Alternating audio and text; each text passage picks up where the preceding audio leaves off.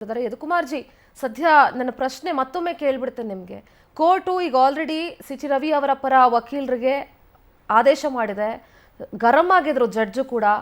ಖುದ್ದು ಹಾಜರಾಗಬೇಕು, voice sample ಕೊಡಬೇಕು ಅಂತ ಹೇಳಿದ್ರು. ನೀವು ಯಾಕೆ ಬಂದಿಲ್ಲ, ಯಾಕೆ ಕೊಟ್ಟಿಲ್ಲ, ಇನ್ನೊಂದು ದಿವಸ ಯಾಕೆ ಬೇಕು ನಿಮಗೆ ಅಂತ ಹೇಳಿದ್ರು. ಸೊ ಇದ್ರ ಬಗ್ಗೆ ಏನು ಹೇಳ್ತೀರಿ? ಏನು ತಪ್ಪಿಲ್ಲ ಅಂದಮೇಲೆ ವಾಯ್ಸ್ ಸ್ಯಾಂಪಲ್ ಕೊಡೋದಕ್ಕೆ ಏನು ಕಷ್ಟ? ಮೇಡಮ್, ಇವಾಗ ಆಗ್ಲೇನೆ ಮಾನ್ಯ ಸಿ.ಟಿ. ರವಿ ಅವರು ಸ್ಪಷ್ಟನೆ ಕೊಟ್ಟಿದ್ದಾರೆ. ಒಂದು ಎರಡನೇದೇನು ಅಂತಂದ್ರೆ, ನಾವಿಲ್ಲಿ ಕೇಳ್ತಾ ಇರುವಂತದ್ದು, ನಾವು ದೂರಿಗೆ ಪ್ರತಿ ದೂರು ಕೊಟ್ಟಾಗ, ಒಬ್ಬ ವಿಧಾನ ಪರಿಷತ್ತಿನ ಶಾಸಕ ಪ್ರತಿ ದೂರು ಕೊಟ್ಟಾಗ ಖಾನಾಪುರ ಠಾಣೆಯಲ್ಲಿ ಯಾಕೆ ಪ್ರತಿ ದೂರನ್ನ ಯಾರು ಹಲ್ಲೆಗೆ ಮುಂದಾಗಿದ್ದರು, ಯಾರು ಹಲ್ಲೆಗೆ ಕುಮ್ಮಕ್ ಕೊಟ್ರು, ಅವರ ಮೇಲೆ ದೂರು ಕೊಟ್ಟಾಗ ಇನ್ನ ಅದರ FIR ಯಾಕೆ ಹಾಕಿಲ್ಲ? ಮೊದಲನೇ ಪ್ರಶ್ನೆ. ಎರಡನೇದು, ಸ್ಪೀಕರ್ ಇದ್ರ ಬಗ್ಗೆ ಆಗ್ಲೇ ಸ್ಪಷ್ಟನೆ ಕೊಟ್ಟಿದ್ದಾರೆ.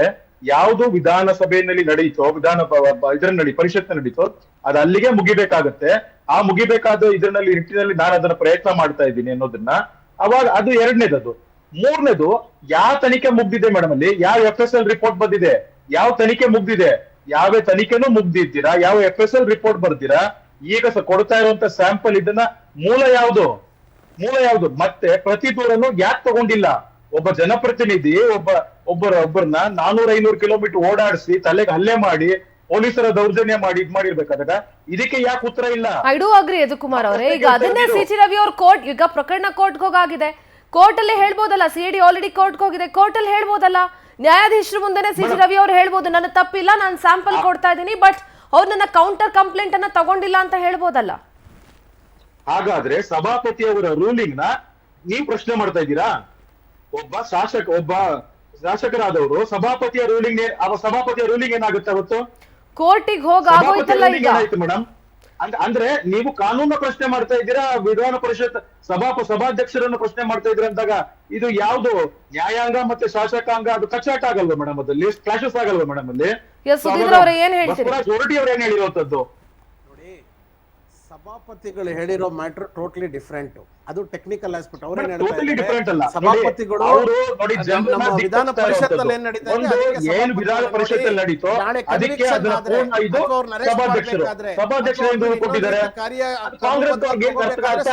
ಅಲ್ಲ, ಒಬ್ರೊಬ್ರು ಮಾತಾಡಿ ಪ್ಲೀಸ್. ಮೇಡಮ್, ನೀವು ನನ್ನ ಕೇಳಿದ್ರೆ ನಾನು ಮಾತಾಡ್ತಾ ಇದ್ದೀನಿ. ಇಲ್ಲ, ನಾನು ಸುಧೀಂದ್ರ ಅವ್ರ ಕೇಳಿದೆ.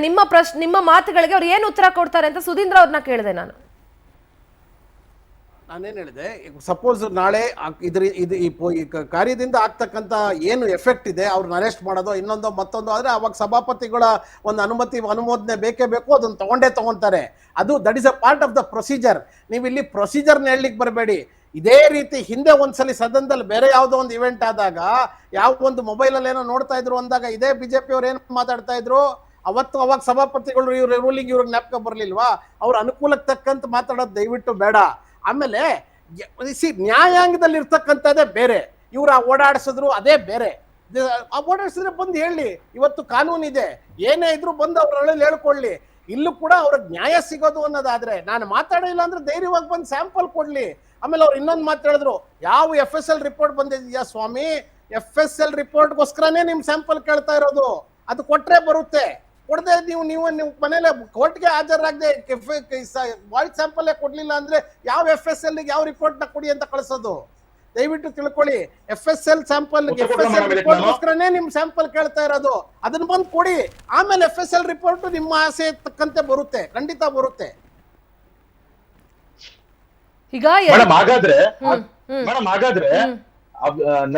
ಅಬ್ದುಲ್ ನಜೀರ್ ಅವರ ರಾಜ್ಯಸಭಾ ಎಲೆಕ್ಷನ್ಸ್ ನಲ್ಲಿ ಅದು ಪ್ರೂವ್ ಆಗಿತ್ತಲ್ಲ, ಅವರು ವಾಯ್ಸ್ ಸ್ಯಾಂಪಲ್ ಕಲೆಕ್ಟ್ ಮಾಡಿರ್ಲಿಲ್ಲ ಅಂತ. ಇವತ್ತೇನ್ ಕಾನೂನು ಮಾತಾಡ್ತಾ ಇದಾರೆ ಇವರು? ಒಂದ್ ನಿಮಿಷ ಮೇಡಮ್, ನಾನು ಕಂಪ್ಲೀಟ್ ಮಾಡ್ತೀನಿ. ಇವತ್ತು ಇವ್ರು ಏನ್ ಕಾನೂನು ಮಾತಾಡ್ತಾ ಇದಾರೆ, ಆ ಕಾನೂನು ಅಬ್ದುಲ್ ನಜೀರ್ ಅವ್ರಿಗೆ ಅಪ್ಲೈ ಆಗಲ್ಲ, ರಾಜ್ಯಸಭಾ ಮೆಂಬರ್ಗೆ ಅಪ್ಲೈ ಆಗಲ್ವಾ? ಕಾನೂನು ಎಲ್ರಿಗೂ ಒಂದೇ. ನೋಟಿಸ್ ಕೊಟ್ಟವ್ರಿಗೆ ಯಾಕೆ ನಿಮಗೆ ದಯವಿಟ್ಟು ಒಂದು ವಿಷಯಾಂತರ ಮಾಡಬೇಡಿ. ಎರಡನೇದು, ನೀವು ಸಂಪೂರ್ಣ ಸಮಂಜಸ ಇಲ್ದೇ ಇರೋದು ಹೇಳ್ತಾ ಇದ್ದೀರಾ.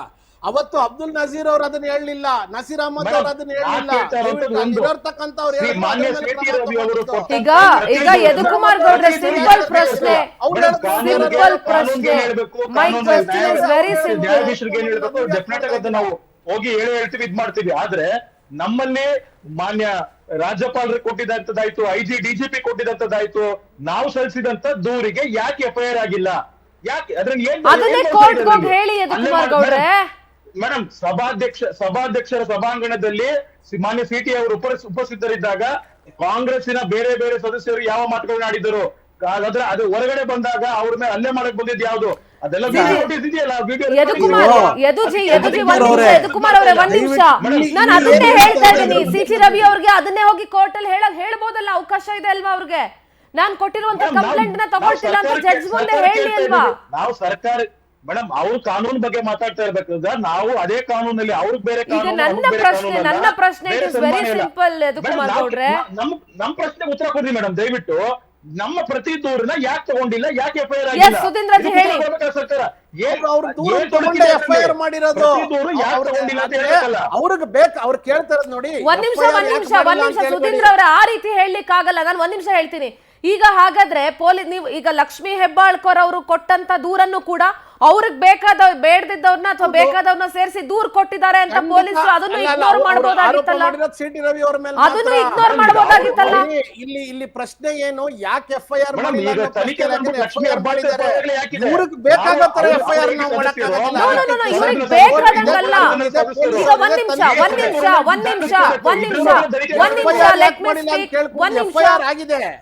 ಸುಧೀಂದ್ರ ಅವರೇ, ಈಗ ನಿಮ್ಮ ಮಾತಿಗೆ ಬರ್ತೀನಿ. ಒಂದ್ ನಿಮಿಷ, ಅದು ಪೊಲೀಸ್ ಅವ್ರಿಗೆ ಹೋಗಿ ಕೇಳಿ. ಒಂದ್ ನಿಮಿಷ, ನಿಮ್ಮ ಮಾತಿಗೆ ಬರ್ತೀನಿ. ನೀವು ಹೇಳಿದ್ರಿ ಎಫ್ಐಆರ್ ಹಾಕ್ಬೇಕಾದ್ರೆ ಪೊಲೀಸರು ತನಿಖೆ ಮಾಡ್ಬಿಟ್ಟು ಎಫ್ಐಆರ್ ಹಾಕ್ತಾರೆ ಅಂತ. ಹಾಗಾದ್ರೆ ಸಿಟಿ ರವಿ ವಿರುದ್ಧ ಎಫ್ಐಆರ್ ಫೈಲ್ ಮಾಡುವಾಗ ಆ ಒಂದು ಸೈಕಲ್ ಗ್ಯಾಪ್ ಅಲ್ಲಿ ಪೊಲೀಸರು ಲಕ್ಷ್ಮೀ ಹೆಬ್ಬಾಳ್ಕರ್ ಹೇಳಿದಂತ ಸ್ಟೇಟ್ಮೆಂಟ್, ಸಿಟಿ ರವಿ ಹೇಳಿದಂತ ಸ್ಟೇಟ್ಮೆಂಟ್ ಏನ್ ತನಿಖೆ ಮಾಡಿದ್ರು ಹೇಳಿ?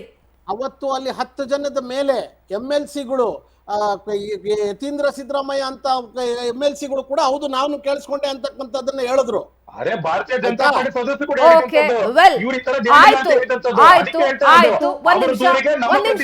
ಯದುಕುಮಾರ್ ಅವರೇ, ಈಗ ಅವ್ರ ವಿಚಾರಕ್ಕೆ ಆಯ್ತು. ಅಲ್ಲಿ ಬೇರೆ ಬೇರೆ ಒಂದು 10 ಜನ MLCಗಳು ಹೇಳಿದ್ರು ನಾವು ಕೇಳಿಸ್ಕೊಂಡ್ವಿ ಅಂತ. ಆ ಆಧಾರದ ಮೇಲೆ ಎಫ್ಐಆರ್ ಮಾಡಿದ್ದಾರೆ ಅಂತಾನೆ ಇಟ್ಕೊಳ್ಳೋಣ. ಸಿಟಿ ರವಿ ಅವ್ರ ಮೇಲೆ ಕೂಡ ಹಲ್ಲೆ ಯತ್ನ ನಡೀತಲ್ಲ, ಆ ಆಧಾರದಲ್ಲಾದ್ರೂ ಎಫ್ಐಆರ್ ಮಾಡ್ಬೋದಾಗಿತ್ತಲ್ಲ, ಯಾಕೆ ಮಾಡ್ಲಿಲ್ಲ?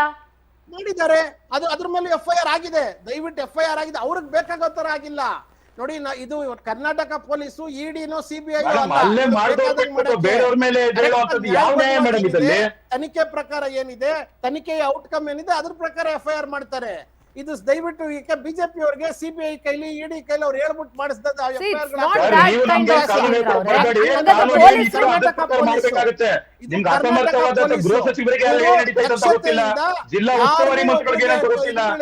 ಕ್ರಮಬದ್ಧವಾಗಿ ಕೆಲಸ ಮಾಡ್ತಾ ಇದ್ದಾರೆ ಈ ಸಿಬಿಐ ಇಡಿಗ. ದಯವಿಟ್ಟು ತಪ್ಪು ತಿಳ್ಕೊಬೇಡಿ ಇದನ್ನ. ಸುಧೀಂದ್ರ ಅವರ, ಇಟ್ ಇಸ್ ವೆರಿ ಕಾಮನ್. ಏನ್ ಗೊತ್ತಾ, ಯಾವ ಪಕ್ಷ ಈಗ ನೀವು ಬಿಜೆಪಿ ಆಡಳಿತದಿದ್ದಾಗ ನೀವು ಹಂಗೆ ಹೇಳ್ತಿದ್ರಿ ಪೊಲೀಸರು ಅವ್ರ ತಕ್ಕಂಗೆ ಕೆಲಸ ಮಾಡ್ತಾರೆ ಅಂತ. ಈಗ ಅವರು ಅದನ್ನೇ ಹೇಳ್ತಾ ಇದಾರೆ ಅಷ್ಟೇನೆ. ಅದು ಬಿಟ್ರೆ ಇನ್ ಏನು ಆಗ್ತಾ ಇಲ್ಲ ಇಲ್ಲಿ. ಆದ್ರೆ ನನ್ನ ಪ್ರಶ್ನೆ ಯದುಕುಮಾರ್ ಗೌಡ್ರೆ, ಈಗ ನಿಮ್ಗೊಂದೊಂದು ಪ್ರಶ್ನೆ ಕೇಳ್ಬಿಡ್ತೀನಿ. ಏನು ತಪ್ಪಿಲ್ಲ ಅಂದ್ಮೇಲೆ ಈಗ ಕೋರ್ಟಿಗೆ ಹೋಗಾಗಿದೆ, ಕೋರ್ಟ್ ಆರ್ಡರ್ ಮಾಡಿ ಆಗಿದೆ, ಖುದ್ದು ಹಾಜರಾಗಬೇಕು ಅಂತ. ಸಿಟಿ ರವಿ ಅವರು ಹಾಜರಾಗಿಲ್ಲ, ಪುನೊಮ್ಮೆ ಹಾಜರಾಗೋದಕ್ಕೆ ಟೈಮ್ ಕೊಟ್ಟಿದ್ದಾರೆ. ಕೋರ್ಟಿಗೆ ಹೋಗಿ ಸ್ಯಾಂಪಲ್ ಅನ್ನ ಕೊಟ್ಟು ಕೋರ್ಟ್ ಮುಂದೆನೆ ಹೇಳ್ಬೋದಲ್ಲ, ಸಿಟಿ ರವಿ ಅವರು ಜಡ್ಜ್ ಮುಂದೆ ಹೇಳ್ಬೋದಲ್ಲ, ನನ್ನ ಕಂಪ್ಲೇಂಟ್ ಅನ್ನ ತಗೊಂಡು ಕೌಂಟರ್ ಕಂಪ್ಲೇಂಟ್ ತಗೊಳ್ತಾ ಇಲ್ಲ ಅವರು ಅಂತ ಹೇಳ್ಬೋದಲ್ಲ. ಮೇಡಮ್ ಇದನ್ನೇನೆ ನಾವು ಸರ್ಕಾರ ಕೇಳ್ತಾ ಇರುವಂತದ್ದು, ಕೋರ್ಟ್ ಮುಂದೆ ಹಾಜರಾಗಿ ನಮ್ದೇನು ಹೇಳುವಂತದ್ದು ಇದಲ್ಲ. ಆದ್ರೆ ನಾವು ಕೇಳ್ತಾ ಇರೋದು, ಸರ್ಕಾರ ಕೇಳ್ತಾ ಇರೋದೇನು ಅಂದ್ರೆ, ಲಕ್ಷ್ಮೀ ಹೆಬ್ಬಾಳ್ಕರ್ ಮಾತನ್ನ ಹೇಗ್ ನಂಬ್ತಿರೋ ಅದೇ ರೀತಿಯಾದಂತ ಮಾನ್ಯ ಬಿಜೆಪಿ ಸದಸ್ಯರು ಕೂಡ ಅಲ್ಲಿ ಇದ್ದಿದ್ದಂಥದ್ದು. ಕೋರ್ಟ್ ಮಾಧ್ಯಮದವರು ತಾವು ಕೂಡ ಸಿಟಿ ರವಿ ಅವ್ರ ಮೇಲೆ ಹಲ್ಲೆ ಆಗಿದಂತ ವಿಡಿಯೋ ರೆಕಾರ್ಡಿಂಗ್ಸ್ ಕೂಡ ಏನೇನಿತ್ತು ಅಂತ ಇದ್ ಮಾಡಿದಂಥದ್ದು.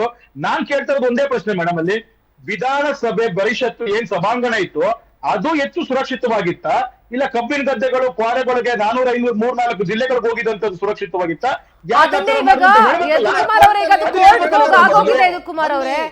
ಕೋರ್ಟ್ ಹೋಗೋಗಿದೆ. ಈಗ ಜಡ್ಜ್ ಹೇಳಿದ್ಮೇಲೆ ಹೋಗ್ಬೇಕಾ ಬೇಡವಾ ಹೇಳಿ? ನಿಮಗೆ ಧರ್ಮಸ್ಥಳ ನಾವು ಕಾನೂನು ಪಾಲನೆ ಮಾಡೇ ಮಾಡ್ತೀವಿ. ಆದ್ರೆ ನಾ ಕೇಳ್ತಾ ಇರೋದು, ಯಾಕೆ ಪ್ರತಿ ದೂರನ್ನು ಸ್ವೀಕರಿಸಲಿ?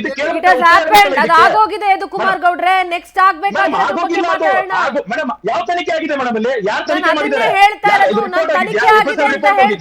ಮಾಧ್ಯಮದ ಮೂಲ ಯಾವುದು ಮೇಡಮ್? ಅವತ್ತು ಏನು ಯಾವ ಮಾಧ್ಯಮಗಳಿತ್ತು ಸಭಾಧ್ಯಕ್ಷರು ಆ ಎಲ್ಲಾ ಮಾಧ್ಯಮಗಳ ಮೂಲಗಳನ್ನ ಪರಿಶೀಲಿಸಿ ಇಬ್ಬರು ಸದಸ್ಯರನ್ನು ಇದು ಮಾಡ್ಕೊಂಡು ಮಾತಾಡಿದಂತದ್ದು ಅವರ ಒಂದು ರೂಢಿ ಕೊಟ್ಟಿದ್ದಾರೆ. ಸಭಾಧ್ಯಕ್ಷರು ಸಭಾಧ್ಯಕ್ಷರು ಯದುಕುಮಾರ್ ಗೌಡ್ರೆ ಒಂದು ನಿಮಿಷ ನೋಡಿ. ಸಿಟಿ ರವಿ ಅವರು ಮಾತಾಡಿದಾರೋ ಇಲ್ವೋ ಅದು ಮಾಧ್ಯಮಗಳು ಕೇಳಿಸ್ಕೊಳ್ಳಿ.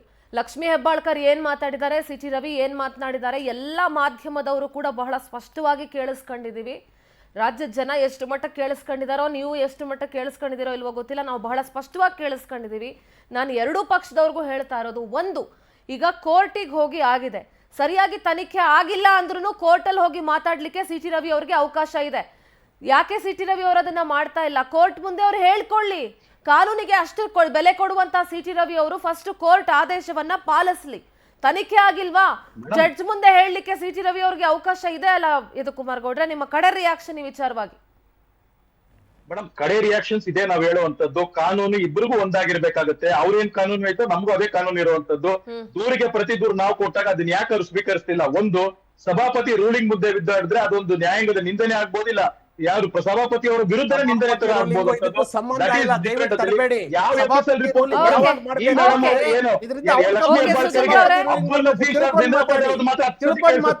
ಆದ್ರೆ ಎಫ್ಎಸ್ಎಲ್ ರಿಪೋರ್ಟ್ ಬಂದಾಗ ಏನಿದೆ ಅಂದ್ಬಿಟ್ಟು ಇದು ನಿಷ್ಪಕ್ಷವಾದ ತನಿಖೆ ನಡೆದಿಲ್ಲ. ಒಂದು ಪಕ್ಷದ ಒಂದು ಫಾಲ್ಸ್ ನರೇಟಿವ್ ಕೊಡುವಂತ ಕಾಂಗ್ರೆಸ್ಸಿನ ಹುನ್ನಾರ ಇದು. ತಾವು ಮಾಡಿದಂತ ತಪ್ಪನ್ನ ಮುಚ್ಚಾಕೋಕೆ ಈ ತರದ ನಾಟಕ ಆಡೋ ಅವಶ್ಯಕತೆ ಇಲ್ಲ. ಕಾನೂನಲ್ಲಿ ಏನು ಅವಶ್ಯಕತೆ ಇಲ್ಲ, ಏನಿದೆ ಅದು ಇಬ್ಬರಿಗೂ ಒಂದೇ ಇರುತ್ತೆ. ಅದನ್ನ ನಿಷ್ಪಕ್ಷವಾಗಿ ಪೊಲೀಸರು ಸರ್ಕಾರ ಮಾಡ್ಬೇಕಾಗುತ್ತೆ. Thank you so much. ಇಬ್ರಿಗೂ ಕೂಡ ಕಾರ್ಯಕ್ರಮದಲ್ಲಿ ಭಾಗಿಯಾಗಿದ್ದಕ್ಕೆ. ಒಟ್ಟಾರೆಯಾಗಿ ಕೋರ್ಟ್ ಮೆಟ್ಲಿ ಏರಿ ಆಗಿದೆ. ಕೋರ್ಟ್ ಈಗ ಆದೇಶ ಮಾಡಾಗಿದೆ ಸಿ ಟಿ ರವಿ ಅವರಿಗೆ, ಬಂದು ಸ್ಯಾಂಪಲ್ ಅನ್ನ ಕೊಡಿ, ಖುದ್ದು ಹಾಜರಾಗಬೇಕು ಅಂತ ಹೇಳಿ. ಬಹುಶಃ ಸಿ ಟಿ ರವಿ ಅವರೀಗ ತಪ್ಪಿಸ್ಕೊಳ್ಳೋದಕ್ಕೂ ಆಗಲ್ಲ, ಸ್ಯಾಂಪಲ್ ಅನ್ನ ಕೊಡ್ಲೇಬೇಕಾಗತ್ತೆ.